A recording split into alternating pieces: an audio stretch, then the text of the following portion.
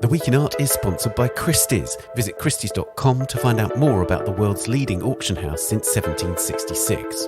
Auction, private sales, online, art, anytime.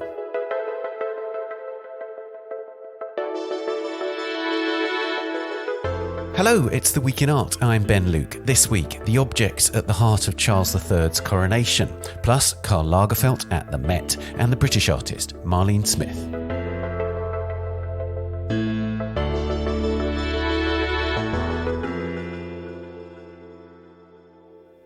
As Charles III is crowned at Westminster Abbey this weekend, Anna Summers-Cox tells us about the objects involved in the coronation and the rich history they convey. The Metropolitan Museum of Art in New York this week opens Karl Lagerfeld, A Line of Beauty, the latest in the hugely successful Costume Institute exhibitions. The German designer, who died in 2019, was also the inspiration for this year's Met Gala, the museum's star-studded fundraiser. I talked to Stephanie Sporn, a fashion historian and arts and culture writer, about the exhibition, the gala, and the controversy around Lagerfeld's deeply offensive comments about a range of issues. And this episode's Work of the Week is Good Housekeeping III by the British artist Marlene Smith. She's part of a new exhibition in Wolverhampton, UK, focusing on the Blk Art Group, a collective of young black British artists active in the late 1970s and 1980s, for which she's recreated the work first made in 1985. Smith tells me more about it. Don't forget you can subscribe to the Art newspaper by visiting our website and clicking the subscribe link at the top left of the homepage. You can choose from digital, complete or student subscriptions. Do also subscribe to this podcast wherever you're listening and to our sister podcast, A Brush With, and leave us a rating or review on Apple Podcasts. Now, Charles III's accession to the UK throne occurred immediately after Queen Elizabeth II's death last September, but as is customary, a period of months has elapsed before his official coronation, which happens this weekend at Westminster Abbey in London. At the heart of this grand and deeply religious ceremony are objects that stretch across centuries of British royal history. To find out more about them and their significance in the ceremony, I spoke to Anna Summers-Cox, the founder of the Art newspaper and a former assistant keeper of metalwork at the Victoria and Albert Museum in London. Anna, I have to confess I am a bit of a Republican, and yet I am very interested in history. So I guess I'm asking you to tell me, why should I care about the coronation? Why is it important for me to take note of it? Well, we're beginning to be a minority, we people who like the crown. Well, I like it because I think it's very romantic, and it's always been there. And there is something definitely archetypal about it. I mean, you don't go back to Golden Bough phrase and all the rest of it. You know, the king is dead, long live the king. There's that sense of life springing anew, even though one thinks of poor old, rather elderly Charles springing anew after the very elderly Queen. I'm fully aware of the absurdities, and I wonder what the Archbishop of Canterbury is going to be feeling as he is conducting this medieval service, calling down God upon a king to whom we will swear all kinds of serious oaths of fealty, etc., which we will immediately forget again afterwards. However, it moves me, partly because it is so old, because it is so continuous, and also because when I try to think of the alternative, which is an elected president, and adding yet more power to somebody in politics, as opposed to these people who, eccentric as they may be, are actually genuinely outside politics and yet have a very good representational role, I just shudder. I'm very happy for them to go on. And you think about this. Charles has just come back from Germany, where he went to Hamburg, which we bombed to smithereens at the end of the war. And he stood there and he laid a wreath at the memorial to the many civilians who died and said, basically, we're very sorry. Now, no politician can do that because they always tainted with party politics and so on. And the monarchy is outside all that. So that's one thing. And the other thing is it is continuous. I mean, we had essentially a socialist revolution after the Second World War, and hooray for it. It brought us the National Health Service and lots of very fine things. But it wasn't perceived as being a revolution because the monarchy carried on and people walking backwards holding white wands and gold lace and coronations and stuff. So there was a feeling that history carried on as before. And I think that allows us to be a more radical country than, say, Italy, which is a presidential country and which is endlessly fighting over rather small things and not tackling big issues. And we do tackle big issues in Britain. So there you are. Those are my reasons. No, that was a very powerful argument. I'd like to explore a little bit first, before we go into the individual objects and their history, this idea of it being the last surviving coronation rite, because this was something I hadn't really clocked until recently, that yes, there are other monarchies, but they don't actually have a coronation rite as such, do they? Yes. It's not that they're all very recent, but they've had sort of interrupted histories. And apart from the Great Civil War in the 17th century, where we tried being a republic and didn't like it, basically, so we very quickly reinvented all the traditions from before. We have passed things down. We have a seamless history. We're the only country in Europe, I think, that has a completely seamless history. I think that must be the reason. Yeah. And then, of course, there's this idea that it is a religious service that we're about to see, that the king at one point is dressed effectively as a priest king. So it's absolutely a sacred rite that we're about to witness. Yes. And that is where, of course, it loses contact with most of the population, because only 6% of the British population actually practice any form of religion. So that dimension is missing from their consciousness. But it is it, because, you get all kinds of sort of improvised religions popping up. So I like this because it is the very old one. We no longer believe that he rules by the grace of God. So quite a lot of that language in the service is rather extraordinary. But it connects us with very deep time and very big concepts. And so long as it isn't actually doing any harm, and of course there are people who think that the monarchy as a phenomenon does harm, but I don't think so. As long as it isn't doing any harm, I can't see any reason to get rid of it. Just to be clear, is there any sense in which the present British monarchy believes in the divine right of kings, or if they renounce that too? I'm sure they don't think in quite such big terms. They are actually quite religious, all of them. Yeah. And they take their role very seriously. But if they believed that they were ruling by divine right, I'm sure they would do more. And they know very well they can't do more. That's a very peculiar situation. Some people say if we got rid of the monarchy, we would then have a more normal government. Well, I fear we wouldn't. We just have a more politicised government. What I do think we need to do is have a proper second chamber. The House of Lords needs to be reformed absolutely immediately. But, of course, the politicians don't want to do that because it's the most wonderful source of patronage and power to any government that happens to be in power at that moment. That's a whole nother podcast. We won't go any further in that direction. But let's talk about. I just want to dwell on the religious point just a little bit beforehand. Of course, as you say, it has its origins in a medieval coronation rite, and of course, in the medieval period, Britain was pre-Reformation, etc. Is there any conflict in it now being the Protestant Church of England? Have there been adjustments made? I don't know the exact words of the entire service, but my impression is that it hasn't really, because no particularly Catholic things are involved in it. For example, when he is anointed with holy oil, the words come from the Old Testament, as Zadok the priest and Nathan the prophet anointed the King Solomon. That is common to both the Protestant and the Catholic churches. Right. I mean, the words do get tinkered with. This ceremony dates back 1,000 years, but it has been reshaped again and again. Right, absolutely. So let's talk about that. You say in the article that you've written about this, that I urge people to read, that the anointing is the most sacred part of the ceremony. And in fact, we won't see that on the television pictures. Is that right? Yes, I regret to say the most dreadful screen has been made to wrap round the throne, which looks like something that you might make in an elementary school. It's a tree with little leaves, and each leaf represents a country of the Commonwealth. It's very unkind of me to say that, and a great deal of thought has gone into it, but I think it looks terrible. However, you won't see him. He'll be wrapped round as though he was on a beach with this kind of screen.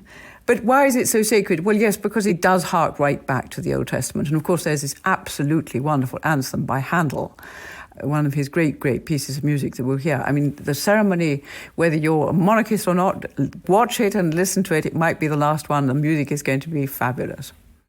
Now, Charles III will sit in what's called St Edward's chair. And this is St Edward, the Saint King, Edward the Confessor. Is that right? Yes, the Anglo-Saxon king before William the Conqueror, when normally British history begins to sort of count, as it were. But it was made by a medieval successor of his, about 1300, King Edward, and is a very, very rare survival of a medieval wooden ceremonial chair. It was once gilded. It now looks incredibly battered, and it's got graffiti carved into it. I cannot understand why something so important got left just hanging around for the schoolboys in the school next to the cathedral, the Abbey, to carve their initials into it. And there's one wonderful thing about P. Abbott, who spent the night of the 15th to the 16th of July, 1800, asleep in the chair. It's extraordinary. I love the fact that we have really, really historic graffiti. We have 200-year-old graffiti in here. Exactly. But the exciting object in it is the stone that is underneath the seat, which is known as the Stone of Destiny. It's a great name. We're right into Tolkien and Lord of the Rings there, aren't we? It's the throne on which the ancient kings of Scotland were crowned as long as memory goes back. And it's also known as the Stone of Scone because that's where they were crowned. And Edward conquered them and stole the stone. Well, took my booty, I suppose. He took the stone and brought it back to England and made the chair to house it.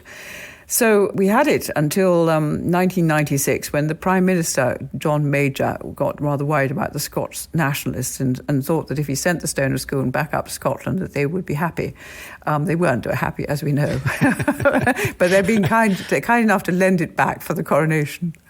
And then tell us about the gold spoon, again, which is related to the oil, is that right? And that's the oldest object that's being used in the coronation.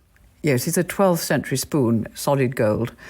And the only reason it didn't get melted down was that there was a kind of civil servant who bought it before it got put into the melting pot. This is the melting pot that was the Commonwealth, as in, Yeah, when they were melting down all the regalia, all the gold stuff. He saved it and then presented it back to Charles II when the restoration of the monarchy took place. Okay, and now tell us what Charles III will be wearing, because he has this gold mantle, which is this extremely grand costume that he'll be wearing. Yes, after he's been anointed, which makes him into this kind of priest king, he's dressed basically like a priest in a white robe, a simple white robe, and then on top of that goes a gold robe of a kind that a priest would wear, dalmatic, and then with a stole. And then on top of that goes a magnificent cloak, a cope, basically, of incredible splendour, gold and silver thread and embroidered with the flowers that symbolise the various parts of the United Kingdom. And it's symbolic of another monarchy, which, of course, is George IV, which was always famous for being unbelievably lavish, as you put it in your article. George IV was our fat friend, as Beau Brummel called him. He thought he defeated Napoleon and he needed a really, really splendid coronation when it came around. So he spent a huge amount of money on having the most splendid vestments made and so on, which have been passed down. And then, of course, there's the crown, or rather two crowns. Tell us about those. The crown with which Charles is going to be crowned goes back to very ancient times. It goes back to before the Norman Conquest. But it actually contains nothing from the Norman Conquest because it got remade over the centuries and then it got melted down in the Civil War, remade for Charles II.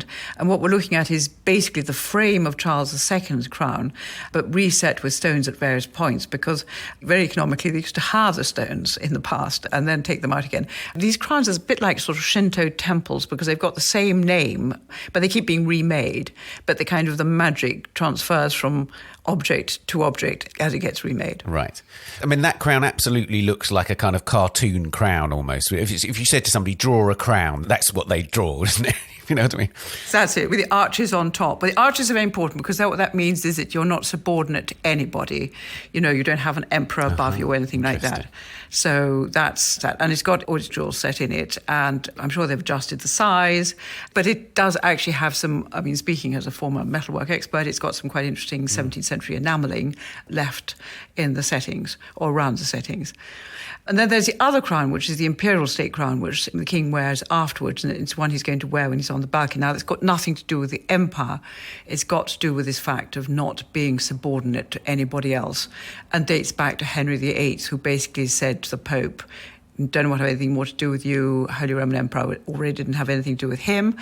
And that was remade in 1937, so you're looking at something pretty new there. But that's the one that contains two absolutely amazing stones. The big red one at the front, the sort of slightly knobbly shaped one, is called the Black Prince's ruby. And the Black Prince was so called because he wore black armour. And he was given it by King Pedro the Cruel of Castile in Spain, who had taken it from the Sultan of Granada in Andalusia. And therefore it has an amazing story. And it was worn by Henry V at the Battle of Agincourt and by King Richard III when he was defeated at Bosworth and shouted, my kingdom for a horse. You know, it's just got so many stories attached to it. It's wonderful. And given it's a Christian ritual, then it has huge significance in that sense then, doesn't it? Because if it's part of the whole story of the reconquest of Spain, a former Muslim nation, Al-Andalus, then it has a sort of Christian significance in that sense, doesn't it?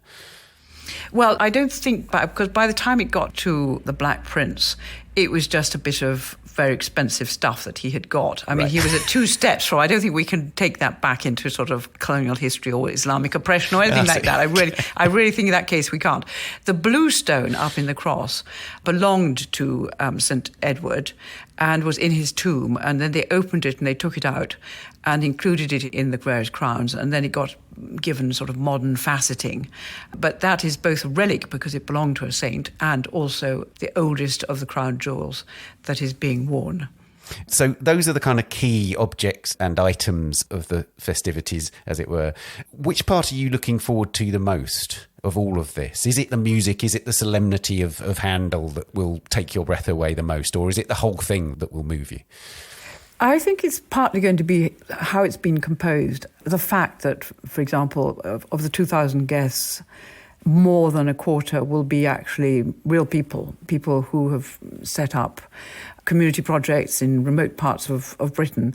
It's not going to be full of rich and important people. It is not an opportunity to pay back political favours. OK, there will be members of various royal families of Europe there. There'll be some major politicians there. Macron, the President of France, is coming. The monarchy is surprisingly more in touch with people than politicians are and meets more people. They spend a great deal of time travelling around the country, shaking people's hands at the opening of hospitals and schools and going to places where people have been bereaved and so on. And so it's going to be that.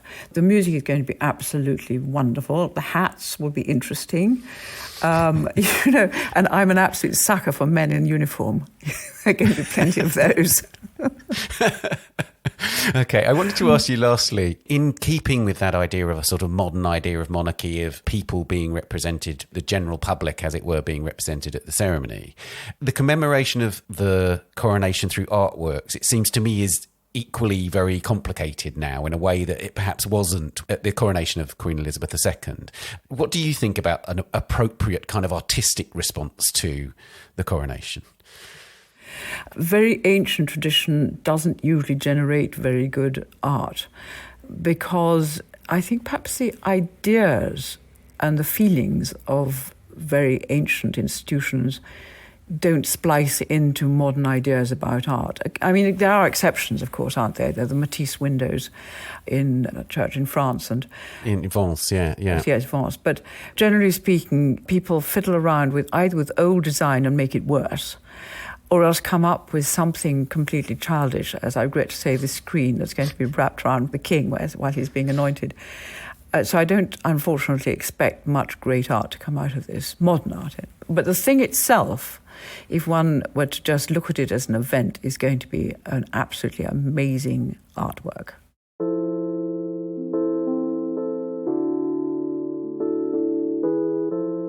Oh, there you go. A coronation as performance art. Thank you very much, Anna Summers-Cox. Thank you very much, Ben.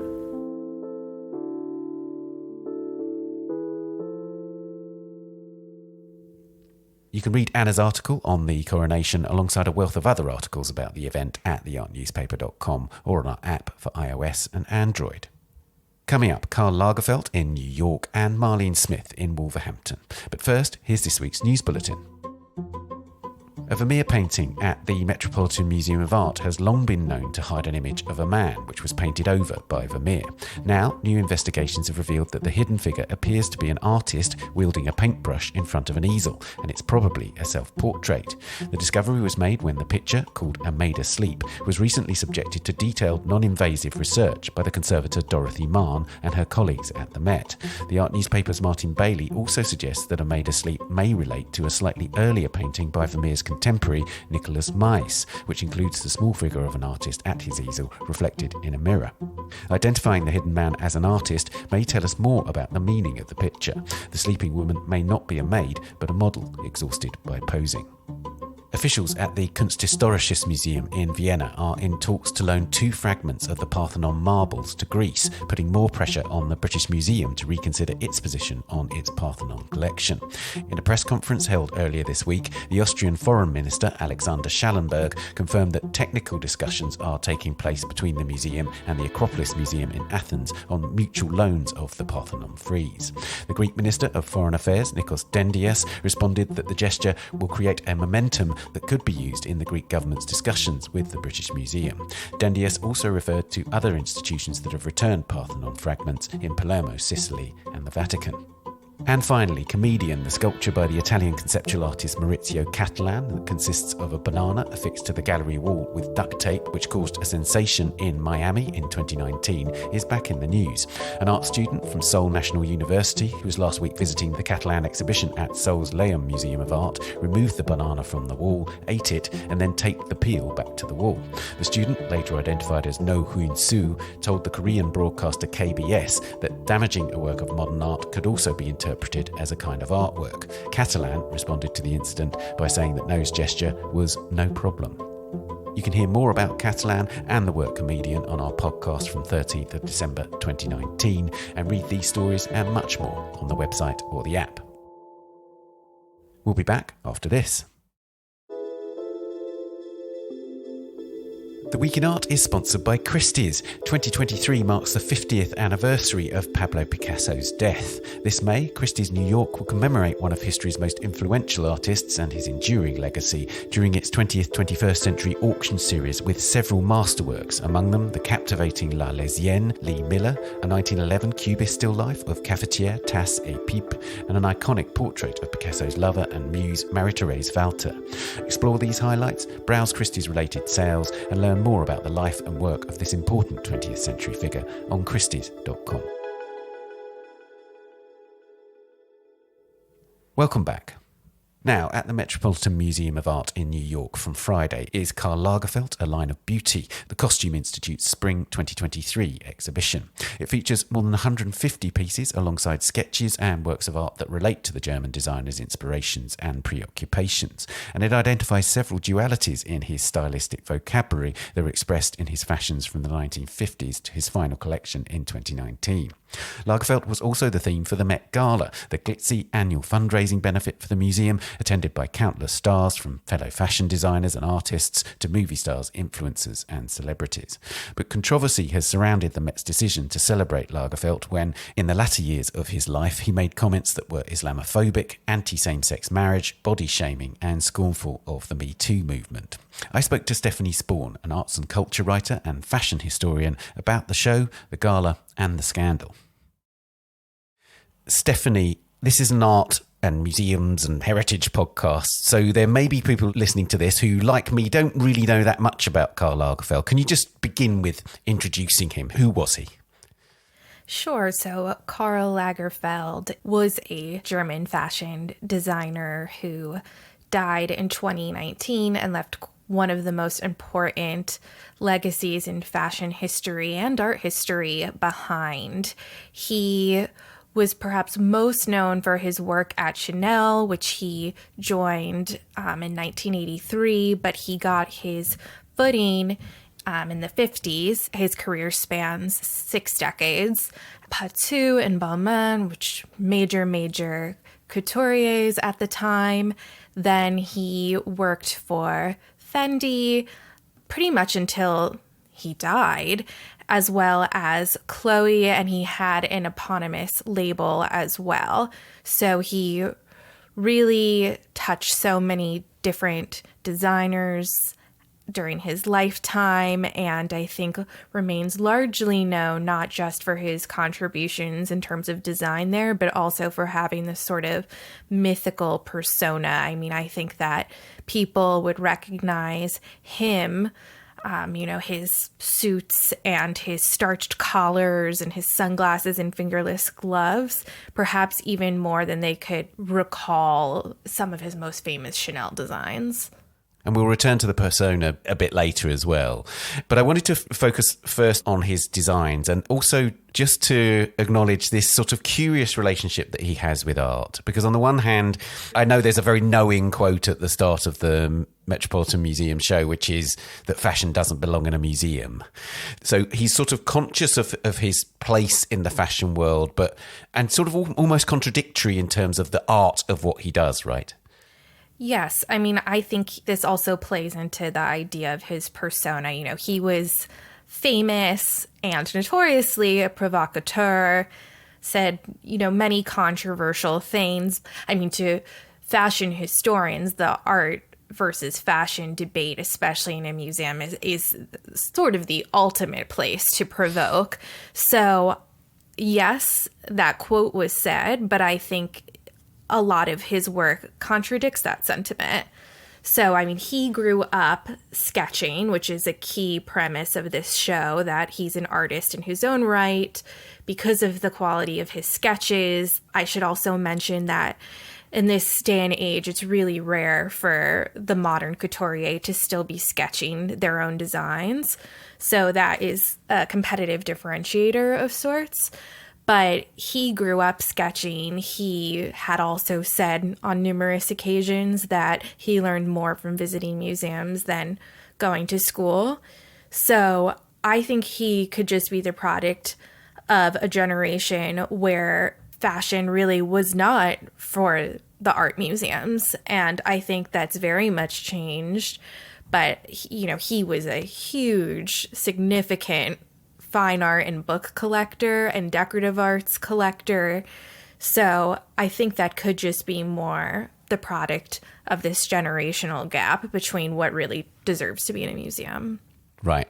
And the show has this title, Lines of Beauty, and it's interesting in different ways in the sense that it's based on a Hogarth quote, William Hogarth, the British artist, who talked about this line of beauty that leads the eye in a pleasing manner along the continuity of its variety. And it seems to me that that's crucial in terms of the kind of variety in the sense of the different strands of Lagerfeld's work, but also in terms of the infinite variety almost within individual pieces. And it seems to me that is one of the emphases of this show. Is that right?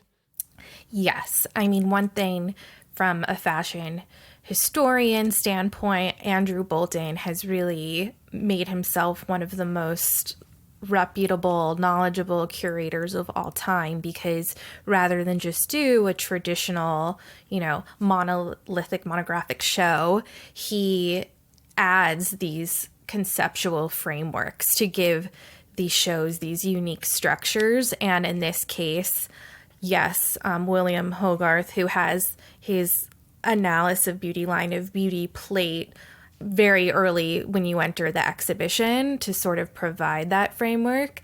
I think it's actually really successfully done, but it does require some, you know, reading beforehand to add that context.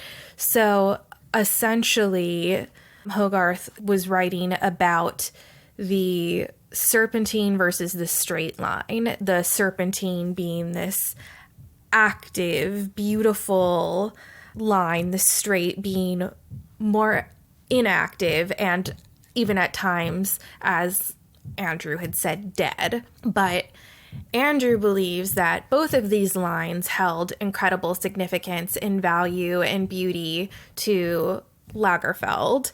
And this comes out structurally in the organization of the exhibition, which was designed, I should add, by Tadao Ando. So lots of real forces of cross-cultural industries at play here.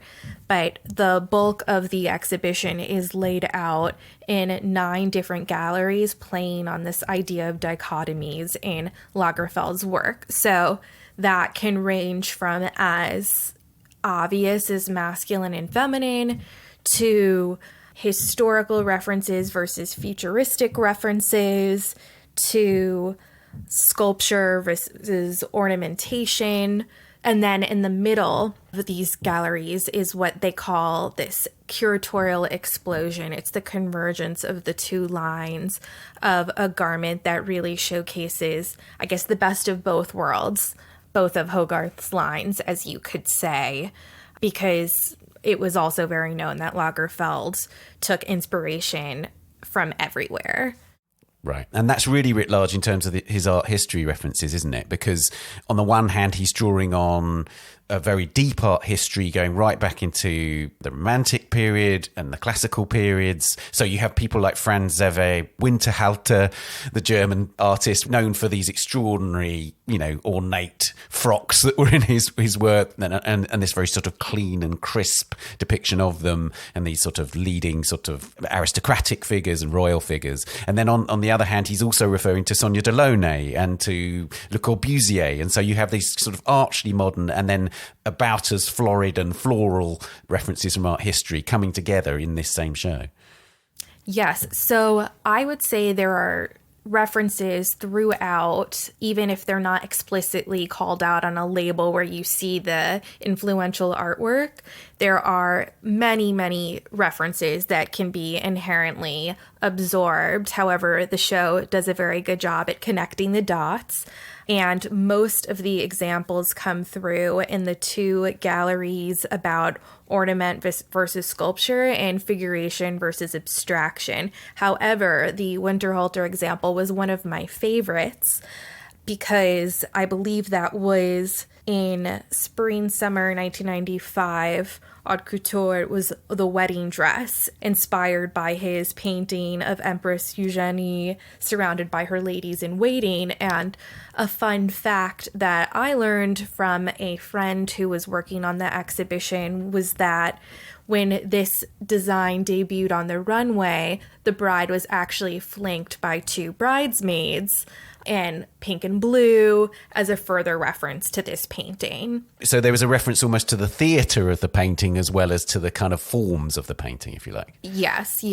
But I thought it was so interesting that this reference even extended beyond the bride, which is really the tour de force of every couture show, especially for Chanel. But then going into the ornamental and sculptural section, I love the history of the decorative arts, especially wonderful 18th century, 17th century Rococo and, really intense stylization here, which we know that Karl also collected. And that gallery has some of the best examples of decorative arts references. I love that was brought in. It wasn't just about the fine art and fashion integration. However, there are amazing examples of that. And even as somebody whose passion is about the intersection of fine art and fashion and decorative art and fashion, there were numerous examples that I really had no idea about.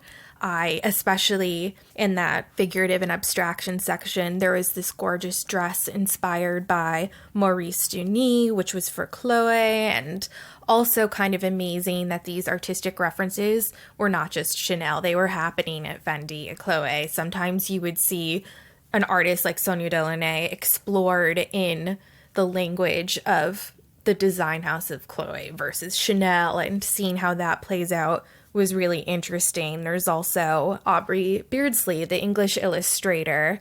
I loved how he interpreted those designs for Chanel, and also I would say some of the Met Gala looks. I believe it was Olivia Rodrigo sort of capture this really highly black and white graphic curvature aesthetic that he was using in that instance. Going back to this idea of the sort of borderline between art and fashion, he was sort of almost contradictory about it to a certain degree.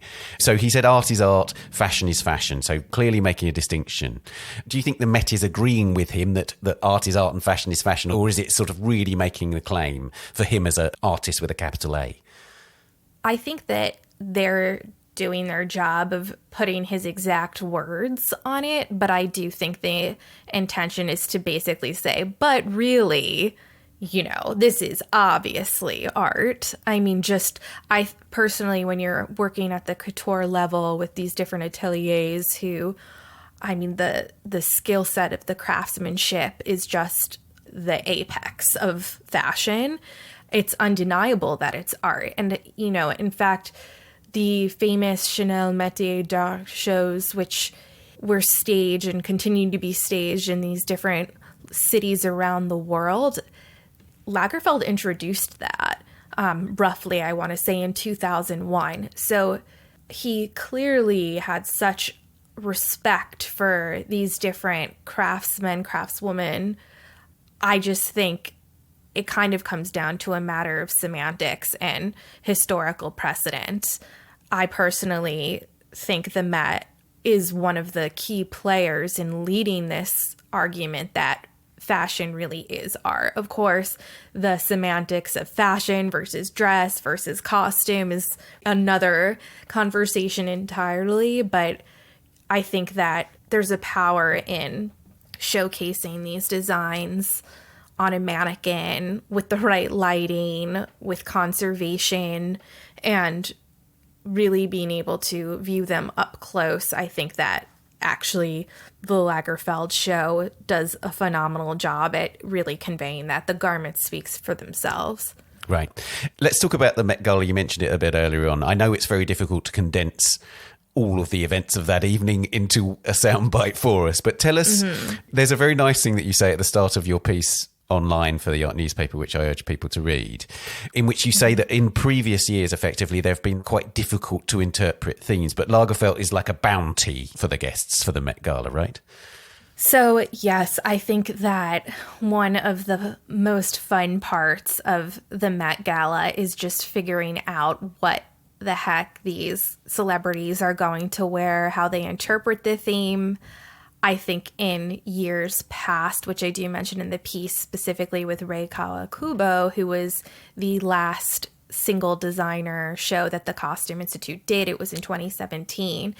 I mean, the interpretations, it's sometimes these celebrities, it's like they don't even, read the invitation.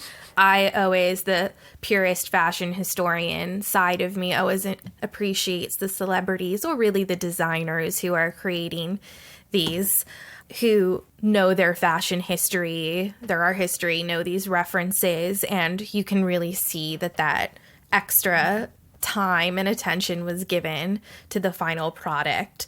Yes, celebrities really struggled with the Kawakubo avant-garde nature of her legacy, which of course a lot of the designs, the lumps and bumps collection, it's not going to be beautiful and celebrity friendly. Yes, in a conventional sense. Right. So I think when you have a designer like Lagerfeld, who has, sequins and frothiness and lace, and a lot of the celebrities played on that like lingerie or dominatrix side, I think it's a lot more conducive to what these celebrities are looking for. Of course, Tom Brown does a wonderful job at, I would say, kind of merging these avant-garde, unconventional sculptural shapes with more conventional beauty, or the classic Chanel design language, the camellias and the tweed and the pearls. It was pearl overload across the board, though, with the Met Gala, which I think could be really anticipated. I have a very close group of fashion historian friends from the NYU Costume Studies MA program I did, and personally I love bouncing back and forth our opinions and who we think got it right. And I was saying to them, of course, this sort of is counterintuitive to the opening night. I wish that designers and celebrities could almost be walked through the plan for the exhibition months in advance, because there were so many looks in the show that I would have loved to see how designers would interpret. And I think a standout were the Chloe troupe, because now it's under the creative direction of Gabriella Hearst, but clearly they did their homework. As the brand, I think you're responsible to do that, but they had a combination of actual archival looks, including Vanessa Kirby and the most wonderful Chloe Trompe-l'oeil famous shower dress, which is also a version in the show. But then they recreated a look for Olivia Wilde that, again, has almost an exact version in the show as well. Right. So the Met Gala is a curious event, because on the one hand, it's this moment where everybody looks at the Met.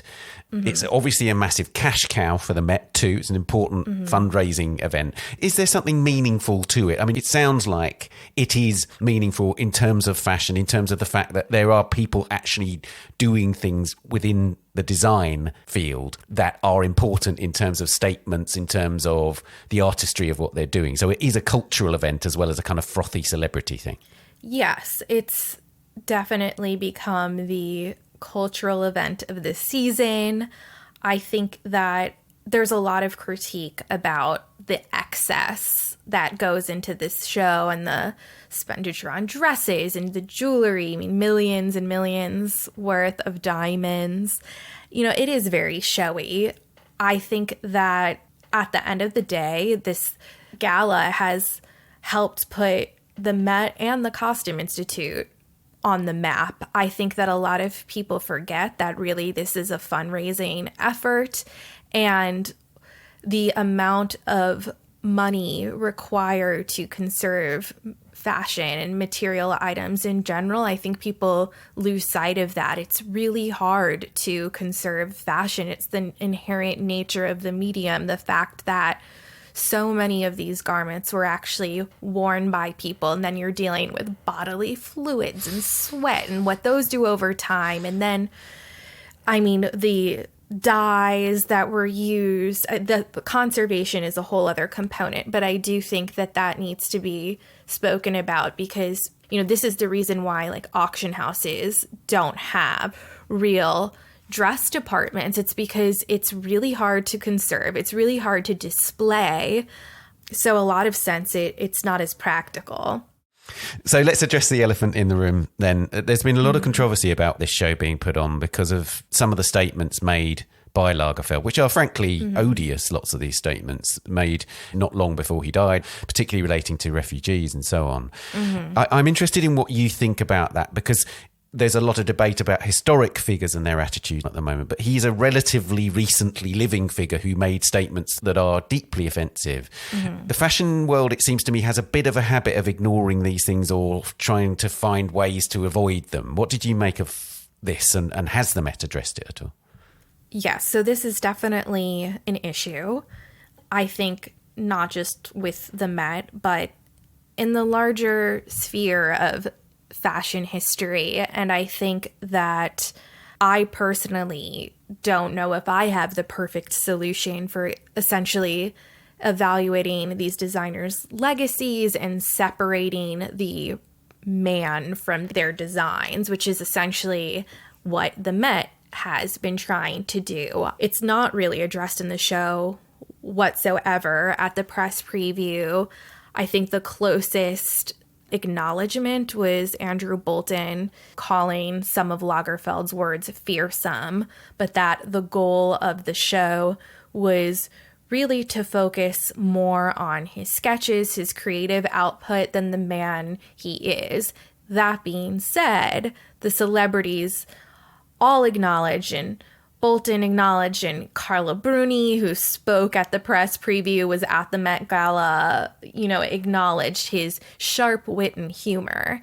And after these 9 galleries of dichotomies, there's a 10th section that's devoted to the satirical side of Lagerfeld. They have the trompe-l'oeil Chloe designs and other trompe-l'oeils that show this innate playfulness. And then they also have items that harken that classic Karl Lagerfeld white t-shirt, black suit, pearls, iconography, including a relics section of actual extant items that he wore, including chrome hearts, reins, fingerless gloves, that kind of thing.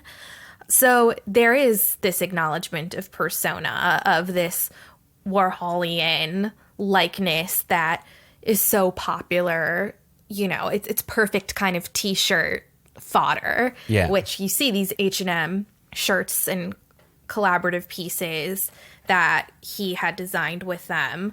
But I wish that there was more of a direct acknowledgement of these controversies, which can be really hypocritical. And I think personally something that I found really surprising in the way that the show was presented was that the last Costume Institute extravaganza 2-part show, Lexicon of Fashion being the first, that a huge goal of that was to give either little-known contemporary designers or little-known historical designers a face. And it was a really inclusive show. I forgot the percentage of, in the contemporary designer section, how many had never been shown at the Met before. Many living designers, Native American designers.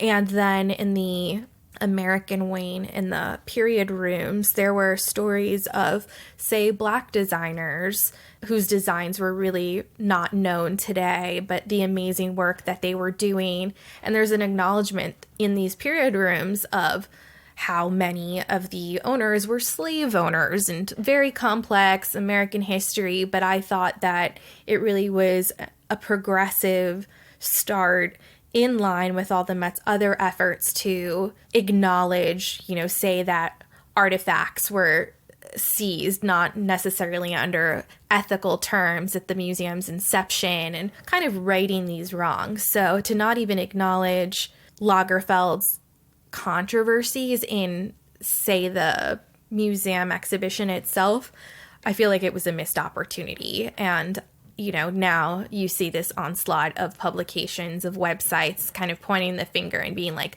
but how can you? Yeah. So yeah, I think it's interesting because obviously you do have those quotes flashing up on iPads, and some of them are addressing. So, like for instance, there's a bit where he says, "I like being politically incorrect as well because I can't put up with political correctness." So they're acknowledging an aspect of it, but not actually dealing with this. Isn't just political incorrectness. This is deeply offensive kind of commentary. And I suppose if you're going to go down that route, then do it properly and fully rather than sort of tentatively, I guess. Yeah, it's alluding, and I think it's really relying on the exhibition goer to have this former knowledge of some of these controversial statements, really hateful statements that are just not acceptable. I mean, I think there more than a fine line exists between the wit and the humor and the quote-unquote fearsome comments. And let's not forget that Coco Chanel herself was a Nazi sympathizer, a Nazi informant. It's come out that Lagerfeld's father was a member of the Nazi Party as well. So I think we can't just keep brushing these things under the rug. And I think of other designers, perhaps most recently Dolce & Gabbana. I mean, it is just like they have 9 lives. Look, I personally feel conflicted at times because I would be lying if I didn't say I love so many of Lagerfeld's or Dolce & Gabbana's designs. But, not everybody is going to be that responsible, self-aware exhibition goer to kind of separate the beauty from the ugliness.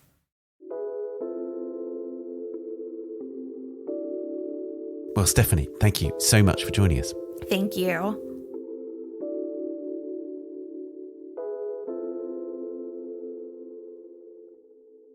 You can read Stephanie's response to the Met Gala on the website or the app. And finally, it's time for the Work of the Week. In 1979, a number of young black British artists founded the Blk Art Group in order to explore what black art in the UK was and could be. Claudette Johnson, Keith Piper, Marlene Smith, Donald Rodney and Janet Vernon went on to be key figures in the black arts movement, which made a huge impact on the British contemporary art scene in its time and is now being given long overdue prominence in museums across the UK and the world. The More Things Change, an exhibition about the Blk Art Group, opened last weekend at the Wolverhampton Art Gallery in the UK and features more than 30 works by the key artists. Among them is Good Housekeeping III by Marlene Smith, a work that responds to one of the most tragic incidents of the period, which was marked by the fractured political and social climate prompted by Margaret Thatcher's Conservative government, the institutional racism of the Metropolitan Police in London and other forces across the country, and widespread resistance and activism among black communities and artists. I spoke to Marlene Smith about the work and the context in which it was made. Marlene, we're talking about Good Housekeeping. Can you tell us about the circumstances in which you created this work for the first time back in 1985? Well, there are two important things to note about when I made this piece in 1985. Firstly, I had been invited to take part in an exhibition called The Thin Black Line, which was going to be happening at the ICA in London. And that was curated by Lubaina Hamid, wasn't it? That was curated by Lubaina Hamid, who went on to win the Turner Prize in 2017. But at the time, she was working freelance, and she'd been approached by the ICA to organise a women's show. So I knew where the piece was going to be shown. And in recent weeks or months, I can't remember exactly how much of a time lapse there is, but I know that recently there had been a shooting of a middle-aged woman who opened the door for the police who were looking for her son. And in what followed, and I don't think there's ever been a clear note of what happened in detail, but she got shot. And as a result of her injuries, she spent the rest of her life in a wheelchair. So this is Cherry Gross, who's a tremendously important figure in terms of the history of police brutality in Britain, basically. Yeah, it's possibly one of the worst examples of police brutality. I mean, there was another woman who got shot not long after Cherry Gross called Cynthia Jarrett. Yeah. And I think the two of them are, when you think about police brutality in the UK, they are stories that are iconic, really. Absolutely. And so it must have been very soon afterwards, thinking about it, because I think that happened in September 1985. Right. And therefore, Yeah. it was a very instant response, you're saying, to that story. Absolutely. I remember going to a protest that was protesting against the police brutality, and I was so moved by that, and so moved by the story of Cherry Gross, because she could have been my mother. And so the piece really draws that question about, the possibility that she could be anybody's mother into the centre of the piece. So it's called Good Housekeeping. And there's a figure in the drawing dressed in her dressing gown, leaning against the wall. And just behind her left arm, we can see a photograph, which is a family photograph. And the words above her say, "My mother opens the door at 7 a.m. She is not bulletproof." And I think that really speaks volumes as to how I felt and how I expected a lot of people felt about the shooting. And there's a real significance, isn't there, to the exact words that you've used, in the sense that my mother, in terms of it is in some ways a portrait of your mother, right? But also, for instance, the 7 a.m. is significant, isn't it? It's not a random time that you've chosen. Absolutely. Can you say more about that? Well, my mother, for example, works night shifts, or used to work night shifts. She's passed away recently. And so 7 a.m. it's a twilight time. It's a time when only people that do certain types of jobs, that do shift work, are awake. And this is the time that the police chose to come and look for her son. And they would have possibly expected to find nobody home. They had a warrant, so they would have had reason to enter the premises without being invited in. So there's lots of connotations to this 7 a.m. It's the time that weary night workers are making their way home. It's the time when early morning workers are rising and getting on their way to work. And it's the time that the police chose to enter this woman's house. And tell me about the photograph, because there's a family photograph, and it's your own family, is that right? Yeah. The family photograph was taken on, the occasion was the christening of my youngest sister. And in tandem with that, it was my other younger sister's birthday. So it's a joint birthday and christening party. And you can see a set table set for a buffet. So there are cakes and there's grapefruit with cocktail sticks sticking in them that have those little cheesy pineapple nibbles that were very popular in the 1970s. Right. It's part of my family archive, but it's also a very living, moving photograph that you could have in any family. It's the moment of celebration, and there's a crowd of people gathered around the table, and we would have had our photographer friend come and take some photographs. And it's a joyous occasion, but I think that the juxtaposition of my mother opening the door at 7 a.m. and not being bulletproof and the family photo, it shows. But the way that I think about it is that there are many women who are heads of households who have to make a decision. When the door knocks at 7 a.m, it's their decision. It's not a man's decision, it's their decision whether to open the door or not. And so this piece really speaks about vulnerability and fragility as well as strength and heroism. And that seems to me to be absolutely central to the choice of materials that you've used as well. So Absolutely. Tell me more about that, because is it right that you used plaster, but it was actually sort of household plaster as opposed to sort of sculptural plaster that you used? So the way that the piece is constructed, it's of the figure cut out from MDF or hardboard. And then on top of the wood, I've built a substructure from chicken wire. I've used that to shape the body. And then on top of that, I used J-cloths, which I soaked in plaster. And then I overlaid the J-cloths on top of the chicken wire to give the contours of the body, but also to give the shape and texture and colour of the dressing gown. It was really important to me that I used that particular pink plaster as well. It's the fine plaster that you would use for top layers of plastering. And I used that partly because it was the right colour for my mother's dressing gown. But also it's very much domestic materials, the kinds of materials that you would find in any household. Exactly, and J-cloths are significant in that sense. It's alluding to domestic labour, effectively. Domestic labour, absolutely. So there's so much involved in this, and the personal is political. There's your mother, but it's obviously also Cherry Gross, a sort of portrait, if you like, of both of those people at once.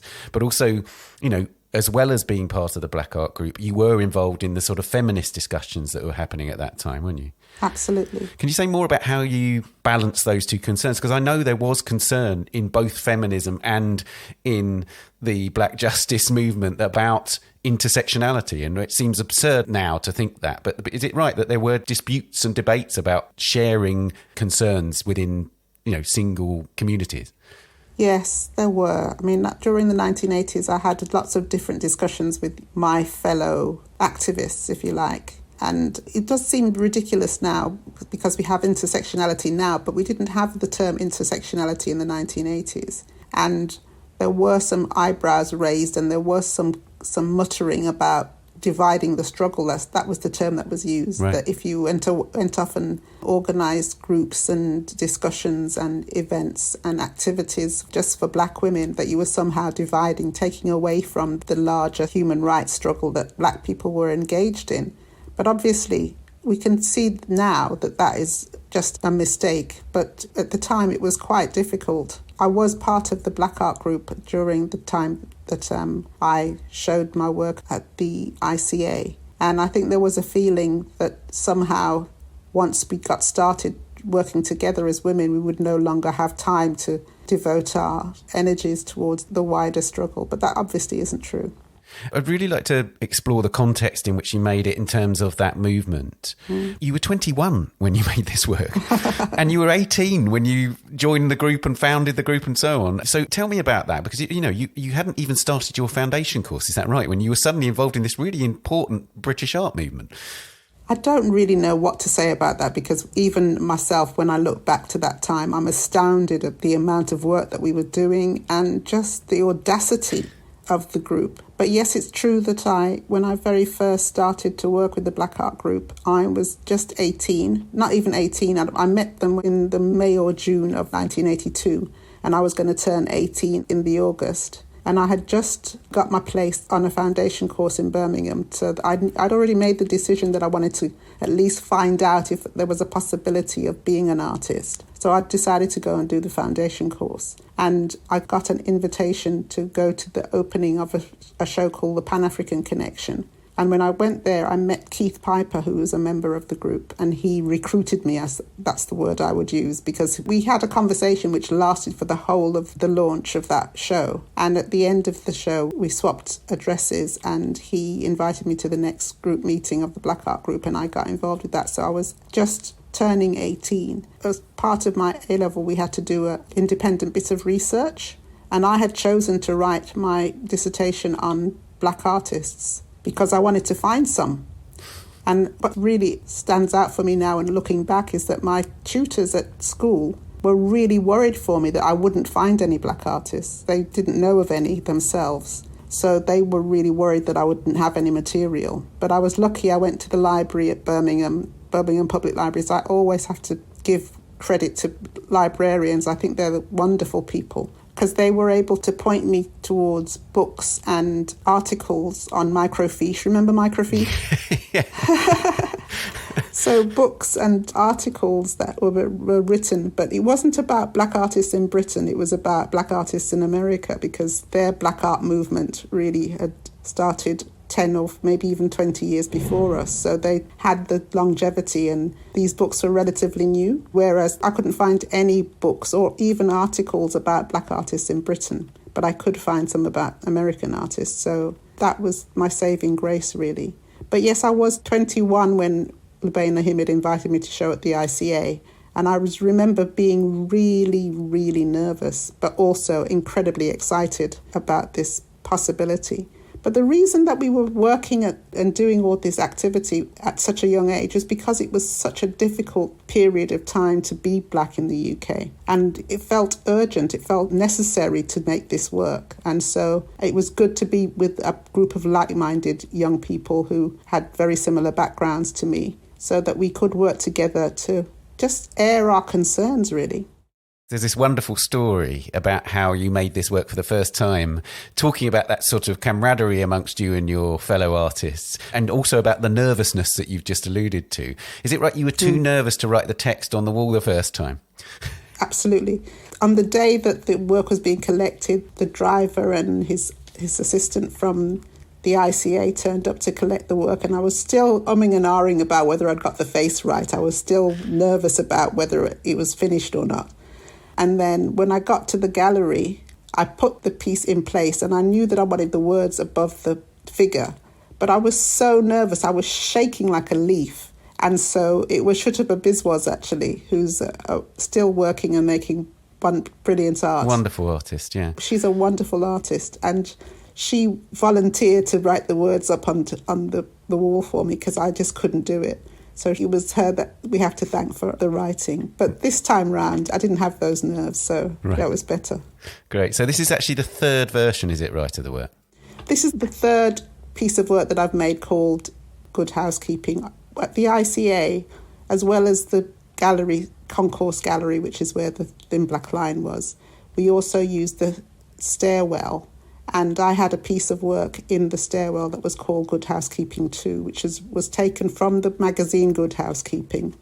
And it was pages of a fashion shoot that was with some Maasai warriors. Yeah, right. So you had all these fashionable young women in their clothes standing next to Maasai warriors as a backdrop. And I just thought that was incredibly racist. So I used those images on the stairwell. So that's why this is called Good Housekeeping III. And I'd like to just end by sort of reflecting on the achievements of that moment, and how in some ways you and a number of other artists from that period have done so much to keep it alive through archival work and so on. Obviously you had the institutional recognition at the time. You had a show at the ICA, but it's really notable to me that when I was an art student in the early 90s, we weren't really told about the Blk Art Group. We weren't really informed about this whole movement and other movements, a much broader movement across the UK. You know, tell me about what you felt about the recognition you got at that time. Again, perhaps because we were so young, I had great expectations. I expected that we were going to change the world through our art, and that we would change the art world. But what happened in reality was that our work was shown and our work was acknowledged during the 1980s, but when the YBAs, the Young British Artists, came along, there was no acknowledgement of our work, and we ended up not being shown. So we had a moment where we were very popular, and then the 90s, I think Lubaina refers to them as the wilderness years, where we weren't shown at all. So I felt very disappointed, and it took me a long time, actually, after the Blk Art Group broke up and there were less exhibitions. It took me a long time to come back to think about that history. So I would say that it was about 20 years where I didn't talk about the Blk Art Group. I didn't make my own work. And I think when you speak to my peers, there's a lot of us who went into the wilderness, as Lubaina said, during that time.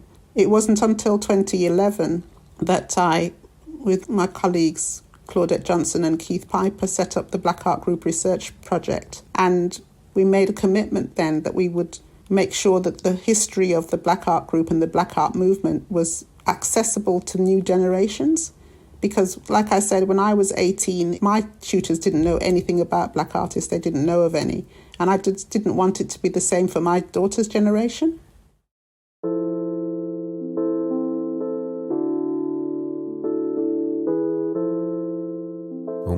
thank you so much for joining us on the podcast. Thank you.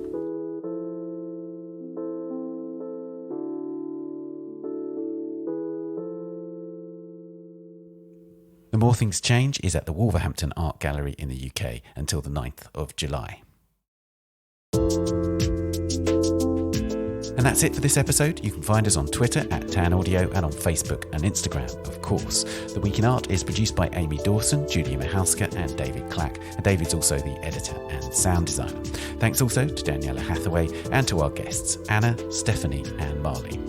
Thank you for listening. We'll see you next week. Bye for now. The Week in Art is sponsored by Christie's. Visit christies.com to find out more about the world's leading auction house since 1766. Auction, private sales, online, art, anytime.